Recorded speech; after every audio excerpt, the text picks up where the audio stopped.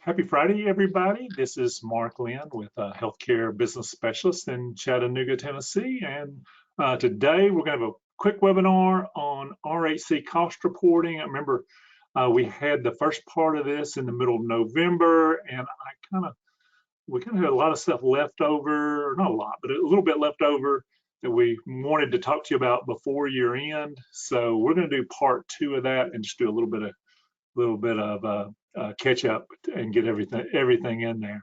I think you've seen these slides already if you've been to any of the lunch and learns, which they've been really well attended. We thank you guys for doing that. I think we've had 300 or 400 people sign up for the billing webinars at each one of them, and about 250, 300 people showing up at each webinar. So that's been great. But here is our team. And then here are the services that we provide: cost reporting, program evaluation, startups, emergency preparedness, and then TennCare quarterly reports if you're in Tennessee. If you've not been a part of our Facebook group, please do. We're over 4,700 members now, and there's a lot of stuff going on now. I probably drive everybody crazy by posting so much. I know today I was up at 4 a.m. in the morning, and I was starting posting stuff there about 5 in the morning. So if you got notifications, you were probably wanting to kill me for starting so early. Everything is current as of today. This session is being recorded, so you can watch it later if you want to. And if you have specific situations, then let us know, and we can give you advice based upon those specific situations. The recording will be on at ruralhealthclinic.com. It'll also be on our YouTube channel. Our YouTube channel, thanks to Trent Jackson, is going to be, I think we'll have a new YouTube channel with everything being really organized. So we appreciate Trent for doing that. Him and Danny Gilbert have been working on that project, and it's getting close to being finished. We added this webinar to the Lunch and Learns on billing. Next week is going to be a billing question sort of quiz. I'm going to put 15 or 20 poll questions on there. I'm going to let you guys answer it. I'm not going to send out the slides ahead of time, so you can't cheat. And we're going to see how you guys do on it when we have this test next week. So that sounds like a lot of fun. We still have one more lunch and learn from our speakers. Charles James Jr. will be speaking, I think it's on Tuesday of next week, and he'll be talking some advanced subjects, some preventive health services and value-based reimbursement and things like that. So that will be on Tuesday. So if you haven't signed up for that yet, please do. Here's where all of our cost reporting information is on our website, ruralhealthclinic.com/RHC cost reporting. And if you missed part 1 of this webinar, you can go back and look at the archive there and see that there's a link for that. This presentation here is on our website right now. It's on our homepage at ruralhealthclinic.com, and it's also in our Facebook group. I normally put it over there on the handouts, but I completely forgot this morning to do that, so I apologize for that. Why we're having this webinar is we don't want you to have any surprises when the cost report is filed, although that's probably an unrealistic expectation. What's happened is these higher national statutory limits, they've increased by $13 a year. We've gone from $86 up to $139 next year, which that's going to be our target expense that we want to get on this cost report, because if you hit the maximum cap for the next year on this year's cost report, then your MAC will pay you that maximum cap, and you will get increased cash flow during the year. So that's our goal. We don't necessarily can reach that goal all the time, and it's getting harder and harder to do that. So for us to get closer to this, we're going to have to optimize all of our expenses, do our counts, our visit counts a lot tighter than we've ever done before. We're really spending more and more and more time on these cost reports because there's much more writing on it than there was before. I apologize. I should put that on mute, but I'm having trouble talking here. Here are the national statutory limits that we talked about. They're going to go all the way up to $190 per visit by 2028. This is where we currently are. This cost report that we're working on now, we need to get to 126 in order to avoid having a big payback for you. And then for us to maximize our cash flow next year, we need to get to 139. Again, don't know if we can hit that, but that's what we're shooting for. And this is why we're having these sessions now, is trying to give you some advice ahead of time so you can actually do some things by the end of the year. So we started in the middle of November with the first session, and this is why we're having this session now. The old Danish proverb, I like this: advice after injury is like medicine after death. If we find out that your cost per visit is super low on May the 31st of next year when the cost report is due, there's really nothing we can do except file it and cry because you're going to pay back a bunch of money. So we don't want you to wait that long. And what you're going to have to do now is start really having a good game plan, a to-do list for your cost reports and a plan, because it's an all year thing now. Used to, like I said, you could get in the last week of May 31st, we could file it. The cost per visit was going to be so much higher than the actual limit, which back then was like $85 a visit. Then, everybody's cost per visit was well above that. That's not the case anymore. So you should have a plan and a to-do list, and I've made some of those for you. Here is the one that we want, the section that we want to concentrate on right now. I can't talk. Number one is prepare an interim cost report. And we've been spending a lot of time doing interim cost reports with clients just to see where we stand, see how much compensation we can pay that's reasonable to you guys at the end of the year. We've been looking at your structure, your legal structure. Are you a corporation or an S corporation? That means that if you accrue a bonus, that has to be liquidated within 75 days of year end. If you're a sole proprietorship or a partnership or an LLC, that's not an S corporation. So some LLCs can elect to can be taxed as an S corporation. But if you're an LLC that doesn't do that, then you're eligible for something called value of services. And I'll show you how value of services worked with some slides as we go through. But what that essentially means is we can put on the cost report what the value of your services were worth, even though you never ever paid you that money. So that is a really powerful tool to help increase your cost per visit.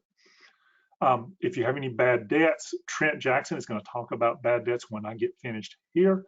And those have to be written off by the end of this month. So if you haven't started working on your bad debt listing, now is the time you'll want to cease collection efforts by the end of this month. And then you can put that on the cost report once, and Trent's going to tell you all the things you have to do in order to make that work. Another one is review the clinic's cash position at the end of the month. And when you're probably going to be talking to your tax guy is going to tell you, yes, empty out your cash because we don't want you to pay corporate taxes and individual taxes. They're going to give you some advice. You probably want to set up a pension plan, and you can fund that next year. You can actually accrue that expense and pay that next year.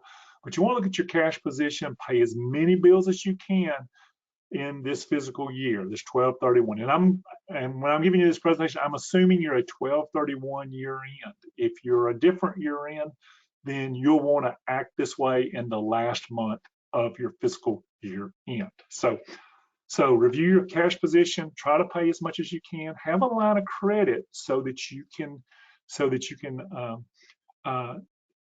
really get that cash balance down, and then use that line of credit in January to pay your payrolls. Then you can pay yourself back as you go through. And in January, go through your checks, look for any expenses and see if there's something that was for an expense that occurred in 2023, that we can actually accrue it and put it into this year, because we'll want to build up your expenses by doing that. Going down to March of 2024, again, if you're owner in your corporation and you accrue a bonus to that owner, then you need to liquidate that bonus and pay yourselves that money. You have to do that within 75 days of year end. And then it also says here, March 31st, submit your cost report information to us with a detailed general ledger and a summary of payments to all outside contracts. That's going to be extremely important for us to get these cost reports correct, and also get it to us early. Last year we had a nightmare because there's so much more work to do and stuff came in so late. And I mean, I looked at our master cost report list the other day. We probably have about 260 cost reports to do, and there's 4 of us. So we really do need you to get that information in early so that we can get your cost reports filed timely.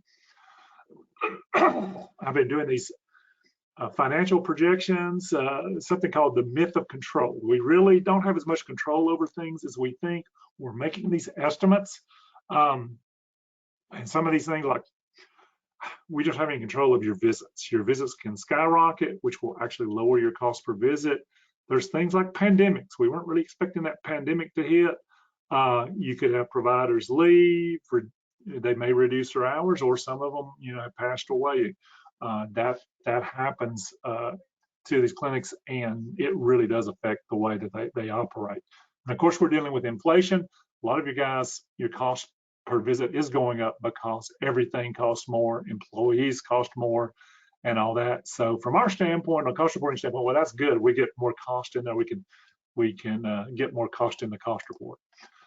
Here's what some of these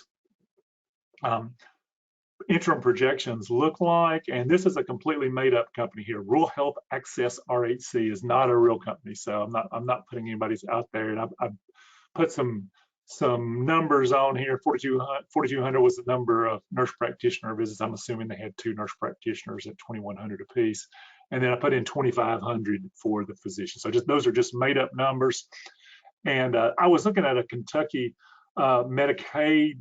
What they do is they limit your compensation for any provider. So in this case here, I used $77 as an MGMA visit allowable based upon what MGMA allows for physicians.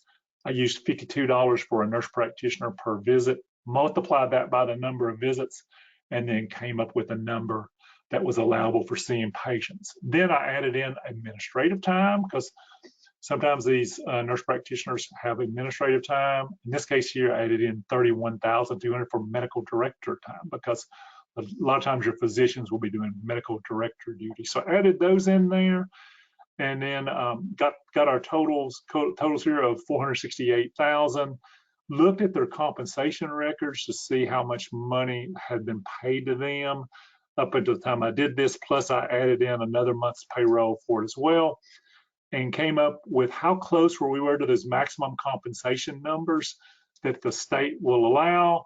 And we were about $32,000 less, so we could bonus out our physician $32,000 and feel pretty comfortable that Medicaid is going to allow that. For our nurse practitioners, we'd do the same thing, and it was about $49,000.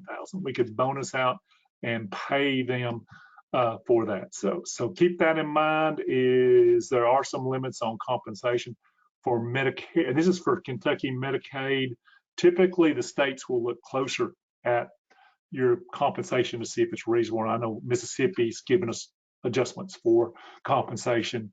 Kentucky has given us compensation adjustments, and Alabama has done it once or twice as well. So places where we do cost reports, have your look at your Medicaid and see what they're doing. So once I've done that, then I've come up here and I look, okay, well, I look at our total expenses on our income statement, and there's our number. Just use one number, 900,000. Then I subtracted out some 3,000 of, they had, I think, contributions was something that I find on there. I took out your laboratory because that's billed the Medicare Part B fee for service, so it's not going to be an allowable expense. They took out some entertainment, some meals, and they had some car and truck expenses, which usually is reduced out. So I took that out. Advertising, you're going to take that out as well. So reduced our allowable cost down to 871,000. Divided that by our projected number of visits, and got a projected allowable cost of 130. We were trying to get to 145 because our interim Kentucky rates are typically around 140. So I used 145. And so that gives a $15 variance. We need to spend an extra 100 grand to do that. So what I did was I said, okay, our physician pool, that you saw that on the other work paper, was 32,000. We'll bonus out our physician that. Our nurse practitioners, we'll bonus them out 49,000. We will send the client a bill for the accounting fees for the Medicare, Medicaid cost report, and for the work that we've done, because it is for this year. And they can accrue that expense, and they can pay it to us now, or they can pay it to us 90 days after year end is what we tell people for Medicaid. If you read the Medicaid rules in most states, they will say that in order to accrue something, you have to liquidate it within 90 days for the most part. And if you have some IRS, some pension plan funding that you can go over a little bit than that, that's going to be fine. But for most things, 90 days is what I would use for that. And then depreciation, at the end of the year, you'll typically have a depreciation adjustment on there. So we figured that in as well. And we figured we could come up with about $91,000 of additional cost for this particular example that we have. So and then what we do is put together a bonus calculation. We put this in our minutes here, put in your corporate minutes that you've looked at everything and that you've got a bonus pool of 17,000 for the nurse practitioners, and in this case here, we had 18,000 for our other non-owner physician there.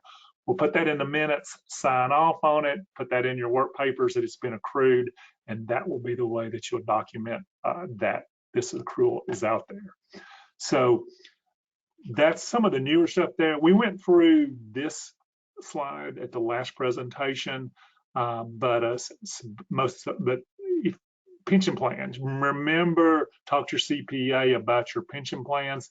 That is a great way to get your cost per visit up as well. And then, of course, write off your bad debts. Here are the rules on accruals. I think we've sort of talked about that. I've mentioned that state plans. I've been reading the state plans lately on cost reporting. They typically do say 90 days. So 90 days is a good time period to liquidate any accruals. If it's an owner, it has to be 75 days. These are the Medicare rules, state that they have to be 75 days. The Medicare rule says that you can actually liquidate these within 12 months, but to be safe with Medicaid, do it in 90 days. Let me see here.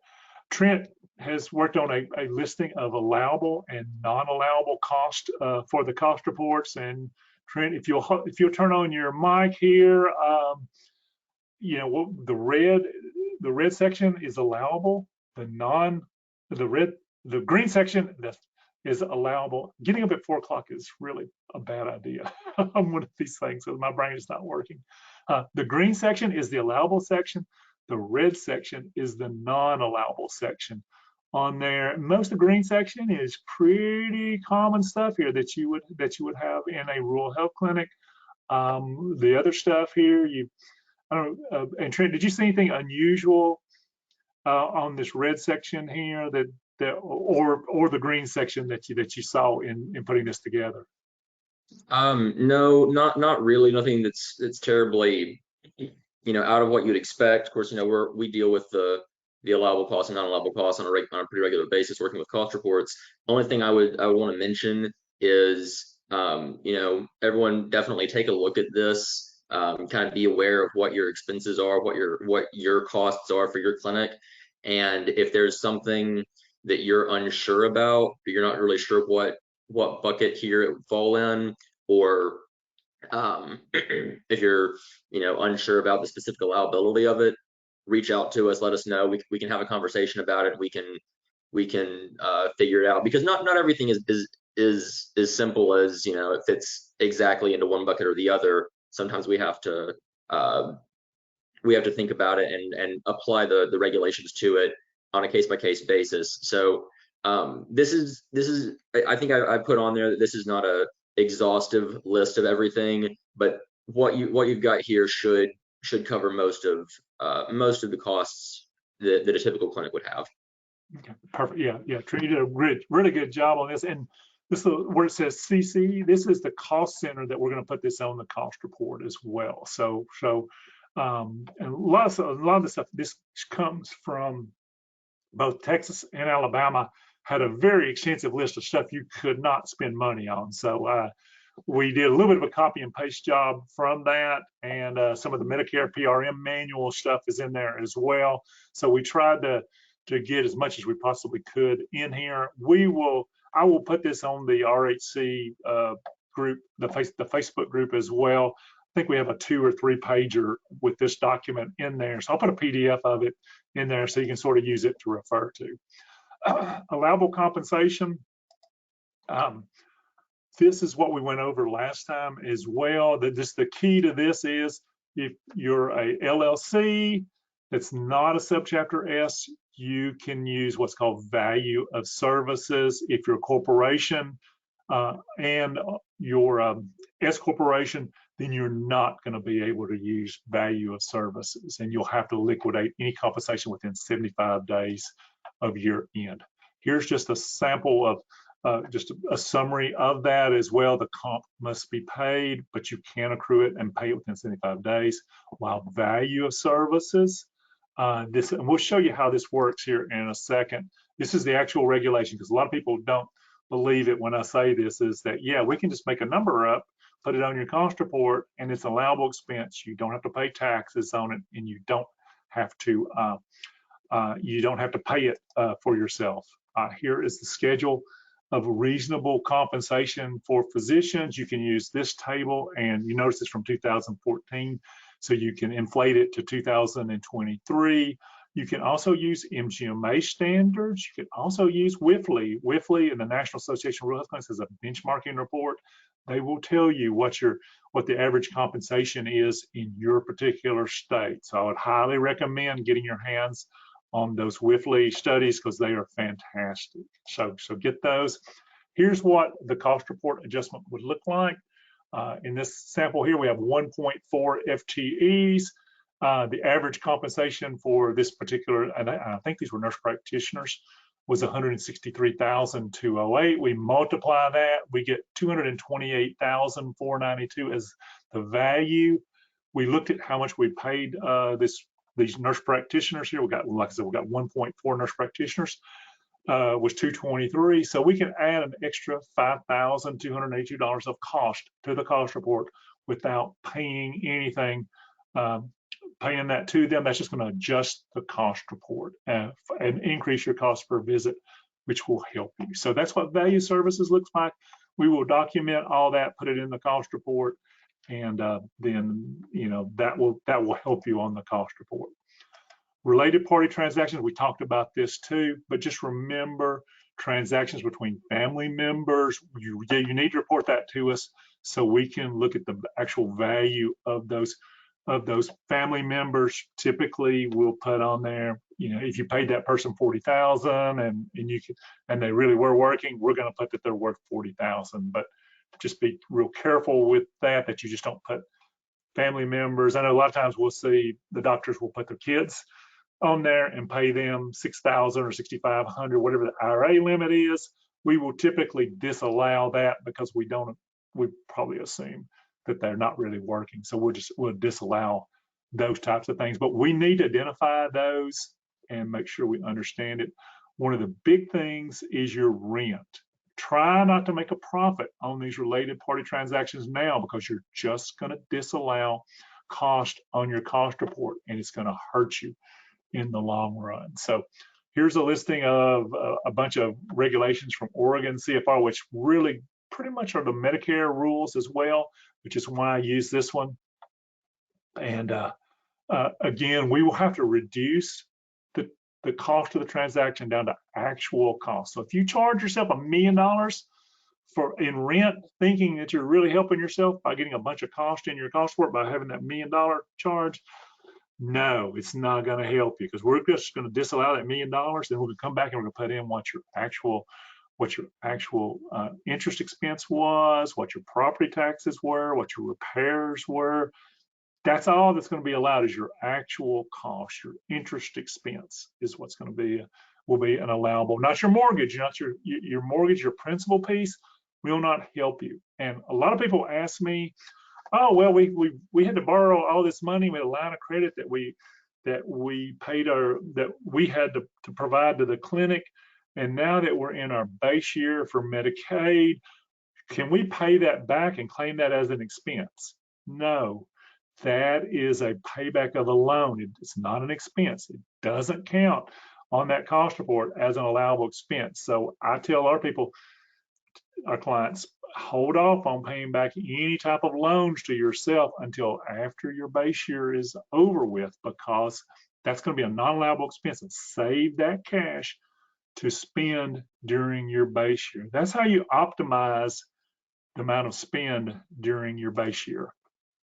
And then here's an example. I showed this example last time, so I won't go through it, but basically it shows the difference between, if you look, we were getting paid $200,000 in rent before, it didn't hurt us before.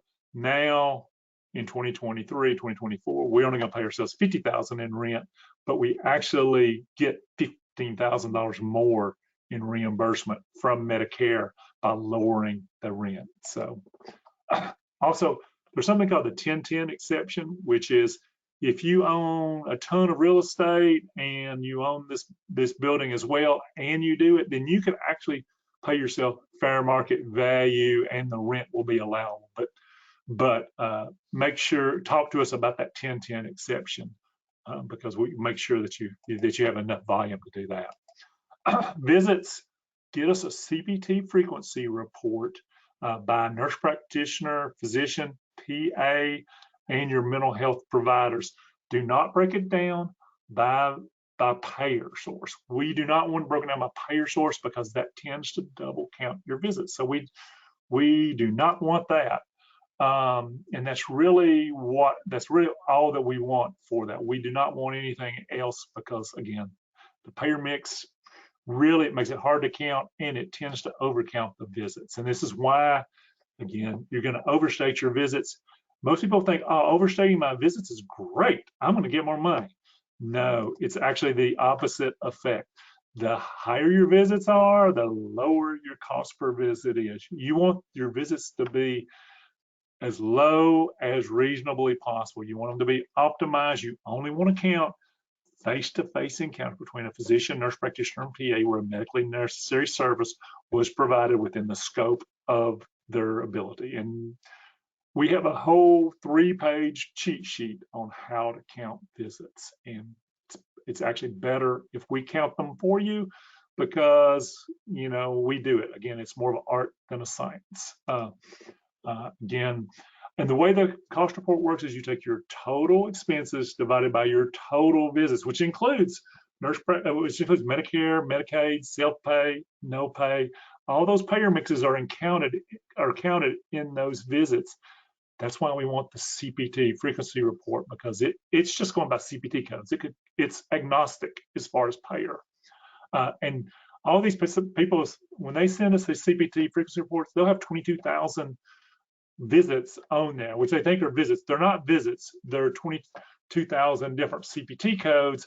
Most of them do not count as visits. There's things like lab procedures, hospital visits, non-RHC services, your injections, your venipunctures, your 36415s, all that sort of stuff does not count. Your 99211, your nurse-only visit, does not count. So we can count those for you and make sure it's correct. Also, if you're in a state that uses a T1015 code, a lot of people will count both this 99213 CPT code and this T1015 code, which is a HCPCS code. Don't count both of them. You're going to overcount your visits, and it's going to kill your reimbursement rate if you count both of those. So there's a big problem when you're converting your CPT codes to HCPCS codes, what you count. So again, that's why we want to count these because we'll have a better shot at getting it correct than you will. Again, it's an art than a science. You could probably count these things 10 different ways and get 10 different answers, but we try to do it the best way we can. Again, we have to have it broken down between physician, PA, nurse practitioner, clinical psychologist, and clinical social worker. Those are the ones that we need. Visiting nurse, you're not going to see one of those east of the Mississippis. So, and it's very rare. I think it's 0.001% of all visits are those. COVID-19 vaccines, RSV is out. The vaccine is out. It does not go on the cost report. It's going to be covered by Medicare Part D. So use Transact RX for that. MABs are no longer reimbursed on a COVID on a log like they were before.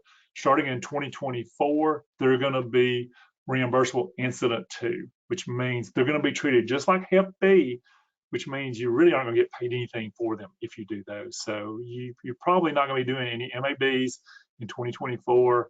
You probably won't be doing any hepatitis B through the cost report either, because you will not get paid for it. Also, your COVID vaccines and MABs, those will go for Medicare Advantage plans. You will bill those to that Medicare Advantage plan. At one time, we were doing COVID shots and MABs on the cost report for Medicare Advantage plans. That stopped a couple of years ago, so don't be doing that. Let's see, COVID pneumococcal and flu shots, those all go on logs, and those for original Medicare, and they go on the cost report as well. What you want to do is keep your Medicare Advantage replacement shots separately, and keep those separately. Do not put those on the cost report. Give us a copy of your invoices for the cost report for your flu, for your pneumococcal, and for your influenza. And then we will use about 10 minutes for administrative time for giving a shot. If you think it's longer than that, keep good records for that, and then show that to us, and we'll try to get that longer one. Here's what your patient log should look like: patient name, MBI number, and the date that you gave them the shot. And Medicare will pay you really well for this. Pneumococcal, they range about $250, $300, depending on whether you got Prevnar 13, Prevnar 23, or I think there's even a third one that's coming up this year. So you're probably going to get probably $300 for every pneumococcal shot. For influenza, the average is around $60 to $70 per shot that gets paid through the cost report. Here's a sample log for you for influenza. Here's a sample one for pneumococcal. Here's a sample one for COVID-19. Those are your original Medicare should go on these logs. You don't have to log all shots. We do need to know how many shots in total that you gave, and we don't want to know how many VFC shots, because you typically get those free, and we don't include that in our counts as well. For depreciation, there's no Section 179 deduction for Medicare. Medicare uses straight line depreciation, so there's no accelerated methods there. The capitalization threshold, the maximum is $5,000. So what you want to do is buy things in batches of less than $5,000 if it's reasonable to do that, and then you can just expense those items on the cost report. That will help your cost per visit. And then this is my last item here. I will be finished in just a couple minutes. And Trent, if you'll get ready to do your bad debt, I think we're in pretty good shape on time. So the MACs are required to look at your interim rates twice a year, typically when we file the cost report, and then typically around in December. So you may be getting a check from Medicare, or they may be asking you to pay some money back. But twice a year, your MACs are supposed to do an interim settlement and sort of settle up with you. It is important that we know that. If you paid money back to them, we need to know that so we can take credit for that when we file our cost report.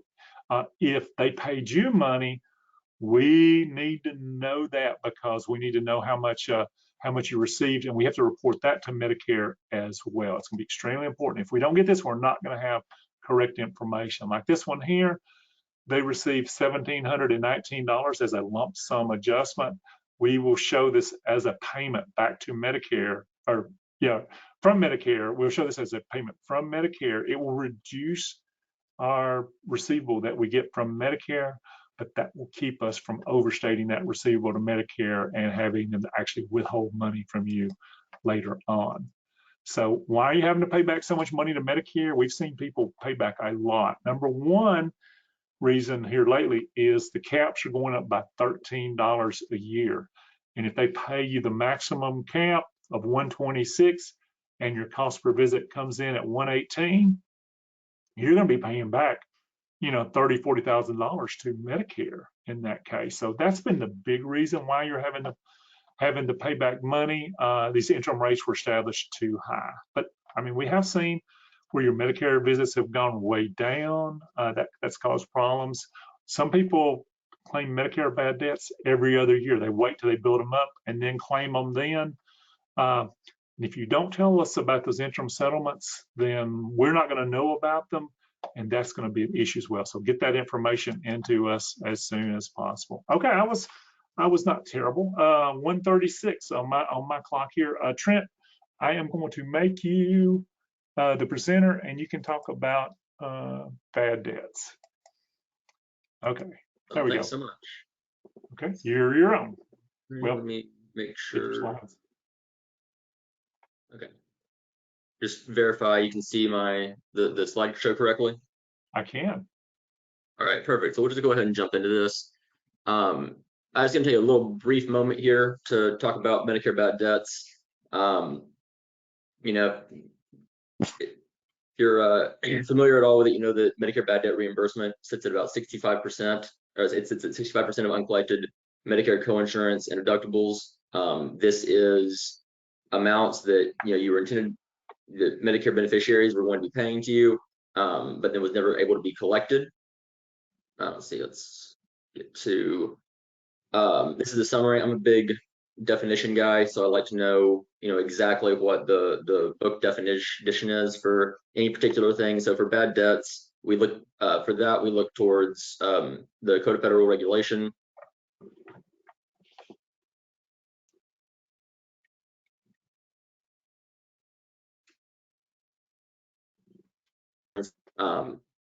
So bad debts resulting from Medicare deductibles and coinsurance amounts that are unbeneficiaries to the provider if they meet these criteria. So it comes down to 4 specific criteria.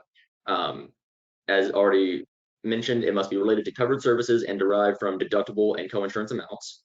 The provider must be able to establish that reasonable collection efforts were made, and we'll talk a little bit about what reasonable collection efforts are. And 3, the debt was actually uncollectible when claimed as worthless. And 4, sound business judgment established that there was no likelihood of recovery at any time in the future. And what I like to say about criteria 4 is that if you're following through on 1, 2, and 3, particularly reasonable collection efforts, then you're going to be hitting criteria number 4 just fine. So real quick, why do we want to claim Medicare bad debt? Well, it's money on the table. This slide just a second ago. It's money on the table. You're not going to be getting it back anyway if you've tried to collect it and have been unsuccessful. So our best bet is to try to get this 65% of that amount from Medicare. And in order to do that, we have to keep a lot of really good records, know the amount that's been uncollected for a given year, and then report that on the cost report, which is why we're talking about it now, because as we know, cost report season is coming up. So we talked about the criteria. Let's see. So let's talk about reasonable collection efforts. Multiple things can help you qualify yourself as having completed reasonable collection efforts. So subsequent billings, if you're using telephone calling up the patient, collection efforts, use of a collection agency is an interesting one because it can be used in addition to other efforts or in lieu of other reasonable collection efforts. So you don't necessarily have to do anything else if you're using a collection agency. Now, any costs associated with using a collection agency, if you choose to go that route, those are allowable expenses to be put on the cost report. So we talked a little bit ago about what's an allowable expense, what's not an allowable expense. Use of a collection agency is allowable, but the important thing to note is you still have to include, or you still have to deduct any amount that the collection agency recovered for you from what you are claiming from Medicare. So even if a percentage of that is kept is kept by the agency as payment, you have to deduct the full amount from what you're claiming to Medicare if that particular situation occurs. The big thing about reasonable collection efforts is these things have to continue for at least 120 days. And then any payments received, of course, would restart that clock. There's a couple of ways to kind of get around, or not really get around, but there's a couple of instances in which you don't have to do reasonable collection efforts, and we'll talk about that in just a second. But in general, this 120-day clock is very important. It's one of the main things that is kind of checked when you put your bad debts into the bad debt log. And so I talked about how sometimes reasonable collection efforts are unnecessary. There's basically two situations in which you don't have to go through that. You have either determined indigency of the patient by your own internal policy, or they are a Medicaid patient and you've sent the bill to Medicaid and Medicaid has refused to pay it or has only paid a certain amount of it. Basically, once you know that they're a Medicaid patient, you start with the process of trying to get it from Medicaid. Then they will send you a remittance advice, generally saying they're only going to pay a small portion of it or none of it, and then that's your documentation to say that you can send it on to Medicare to get the 65% reimbursement from the cost report. Now, if you're determining indigency by internal policy, just a few things to note here. It must be determined by the provider and not by the patient. You must consider a patient's total resources. That includes assets, liabilities, income, expenses. Must determine that no source other than the patient will be legally responsible. You got to know that there's no one else you can potentially go to get this money. And the biggest thing is maintain documentation. However you've determined this level of indigence, keep paperwork, keep even a scan of it, whatever, keep it on file so that you can have proof of it. Let's see. We talked about having bad debt from Medicare, Medicaid patients. This would be called crossover bad debt. One thing to note about this is crossover bad debt needs to be kept on a separate log, just because it's reported separately on the cost report. So let's see. And this slide is just showing what I was talking about a second ago. For when Medicaid doesn't pay the complete amount, the amount that is not paid is allowable to be included as bad debt. But as I was saying, it has to be kept in a separate log and reported separately on the cost report. And I'll show you in a minute kind of what that looks like. Now this is important because we're getting close to the end of this month, the end of the year, really. If you have a 12/31 year end for your cost report, you have to have ceased collection efforts and written off the bad debt for Medicare purposes by the end of this month. So you have to have your bad debt log complete and put together. Well, I guess the log itself doesn't necessarily have to be complete, but you have to document that you've ceased collection efforts by the end of this month, because that date that you cease collection efforts goes on the bad debt log, and that log gets sent to the MAC and that's checked. They make sure that you're ceasing collection efforts within the fiscal year that the report is for. So there's a lot to go through. A brief summary of some important points related to Medicare bad debt. coinsurance is 20% of charges. The Medicare deductible for 2023 is $226. It'll be $240 in 2024. It's billed to the Part A MAC. Nothing else is allowed. It's just coinsurance and deductibles as part of Medicare bad debt. You must meet reasonable collection efforts, and we talked about what reasonable collection efforts include.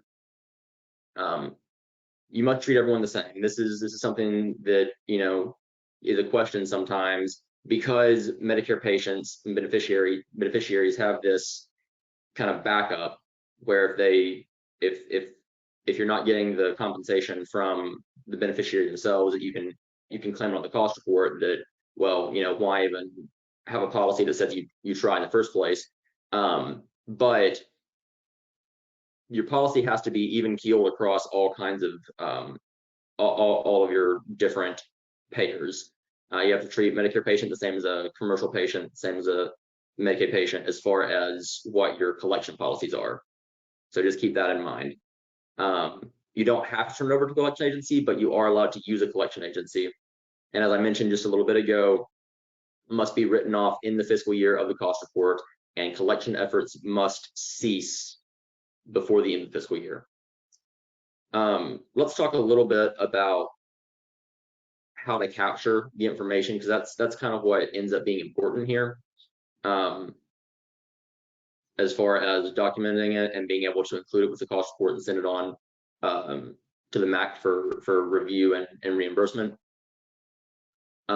So use an Excel spreadsheet. There was a few years ago, I spent the better part of a summer taking a handwritten bad debt log and transcribing it into Excel.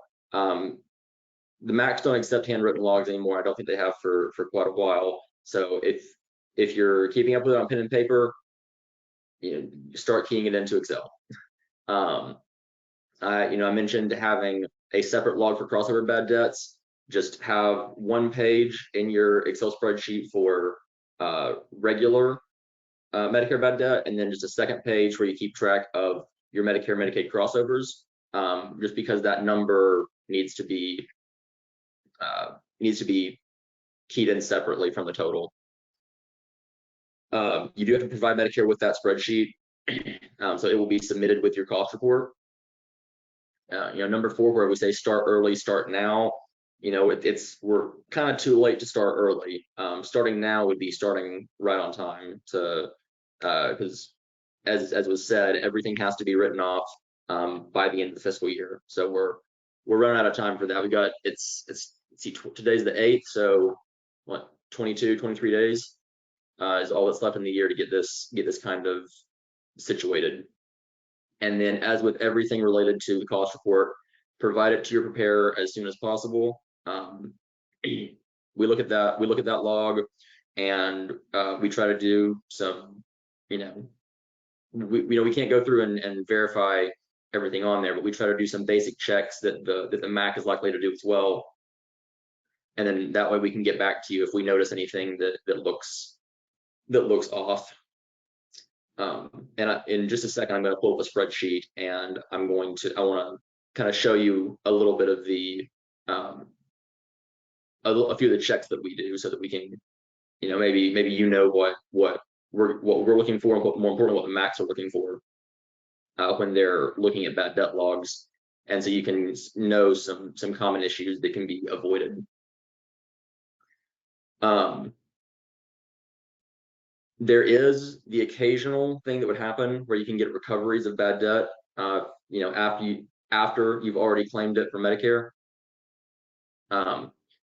If this happens, it's an easy solution, easy fix. If someone comes in after you've already claimed it and pays their full amount that they owed, you don't have to make a whole big issue of it, but it does have to go on to whatever current log that you'll be filing for the year, and then reduce whatever you're currently claiming by the amount recovered.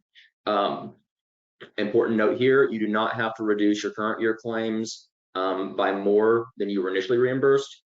So if someone comes in and pays 100% of what they owed, And of course, Medicare only gave you back 65%. Then you only have to reduce what you're claiming by whatever you were initially reimbursed. So just keep that in mind. This is the bad debt log. This is what we're all familiar with. If you've been, working with Medicare bad debt before, this is the standard. At least for independent RHCs, this is the standard now. These are the columns that we're used to having. It's not too terribly information intensive, at least not compared to some other things, but there's important information on it. And see real quick, this is what hospitals have to use for their bad debt log. And so if you're a provider-based RHC, working with a hospital, this is your log. I say that just to make sure that everyone knows what they're supposed to be using. This is still relatively new. This only came out just not too terribly long ago, and there was initially, I believe, some confusion on when and where it should be used. But I believe right now the best guidance we have is that independent RHCs can continue to use this, whereas provider-based RHCs will be using the same log that's reported for the hospital. This has quite a bit more information on it. If this is something you should be using and you are not using, contact your cost report preparer and let them give you some guidance and help on what the situation is. So I want to quickly go over, as we're getting close to the end of the hour here, I want to go over just a few common problems that we see on the bad debt log. The big one that I've mentioned a couple of times already is bad debts not being written off in the fiscal year. A lot of times we see that because the cost report is, filed sometime in the first 5 months of the year, because that's when it's due at May 31st, of course, if you have a 12/31 year end, then we see people writing off their bad debts in February, March, or April to try to claim them on the previous year's cost report. That doesn't work. You have to record the date that your collection efforts are ceasing, and whatever date that is the date, is the year that it would fall in for claiming on the cost report. So if you're not writing it off till February, March, April of 2024, then you can't actually claim those until you file your 2024 cost report. So we want to make sure we get those written off before the end of this year for anything that you're trying to claim for this year. Deductible and co-insurance columns not matching to the total column. It's easy if you're not paying too much attention. Sometimes the keying error or anything can cause this plus this to not deductible plus co-insurance to not equal total. Recommendation, just have a formula set in your total column to just add these two together, so you're not having to key all three across. That way it's going to add up. And if you have something like a payment or something else that's reducing, you can add that in as a column as well. We just want to make sure that we're providing as much information possible, within reason, and that our numbers are adding up. Because if the numbers 8, 9, and 10 here, aren't summing out, aren't adding up the right way, all that's going to do is cause reason to have questions. And we want as few questions as possible when the MAC is reviewing this.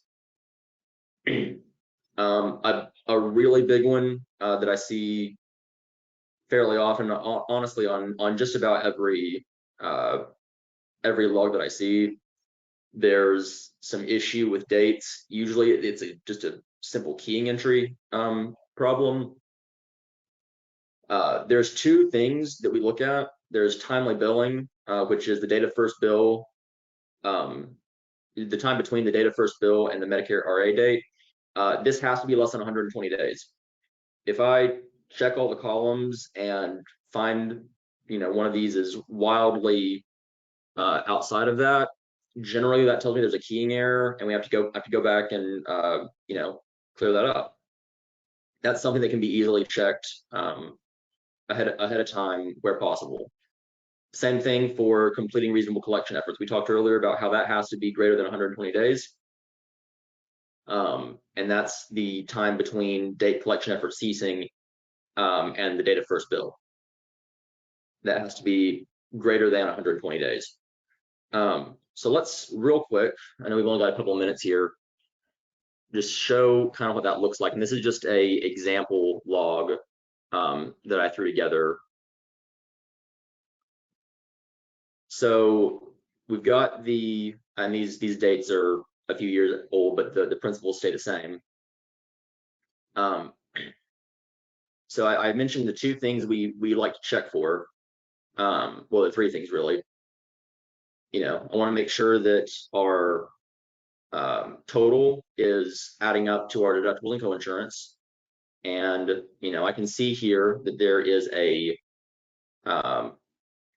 there's a formula here showing all this. So I know that when I go down to the bottom, everything's going to add up the right way.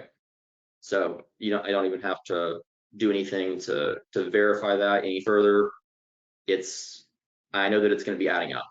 And I can actually come over here, and if it wasn't a formula, just that plus that minus the total, because I know there's no payments, there's none listed in the column, and as long as that's coming back to 0, then I know that there's nothing there, and that all adds up the way it's supposed to. That's the same check that the Mac's going to do to make sure that that all adds up correctly.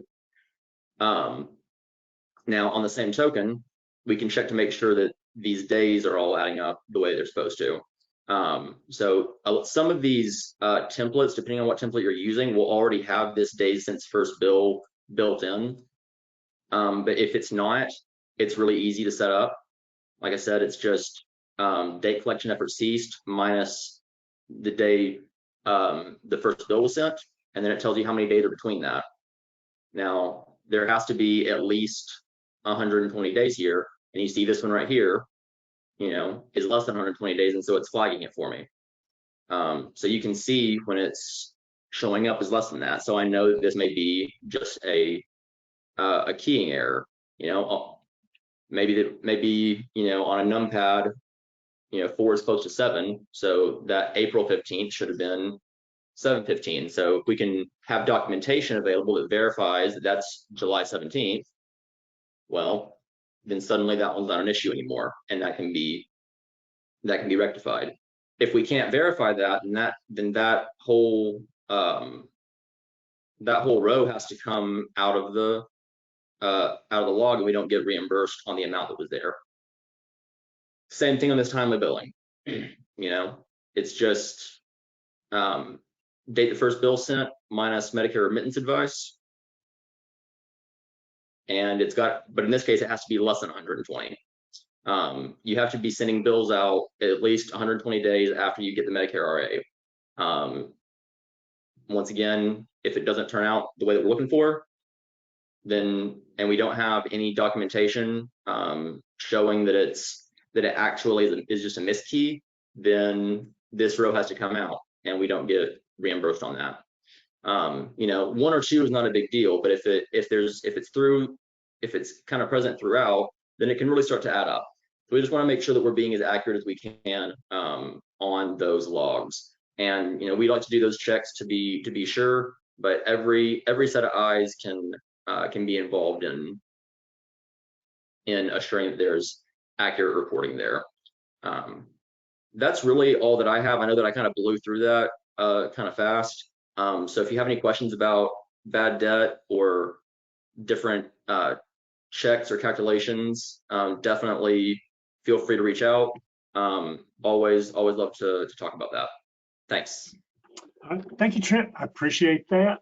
We have 3 questions here, so we'll try to get these questions answered and get you out of here very soon. I'm going to answer the second question first. It's from Stacy. She says, if an RHC is enrolled with VaxCare, how is that processed on the cost report? Are clinics with VexCare trending with lower cost per visits? And the way I would answer that is VexCare is a problem.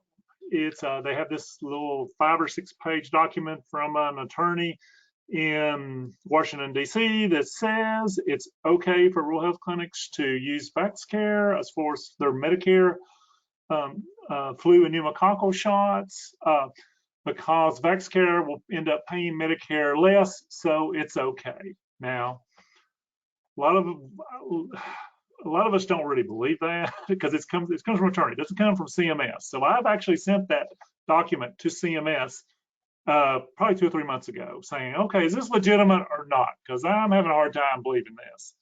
I have not got a response back from them.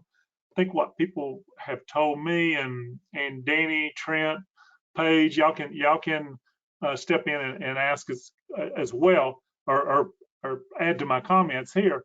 I would tell VexCare that for original Medicare, we need to put those on the cost report and get paid through the cost report. And y'all can do everything else, but we need to do original Medicare. That's what I tell people now. I'm not sure if that's the best advice or not. Like I said, they've got their little 5 or 6 pager from a well-established attorney in DC, but I just don't believe it.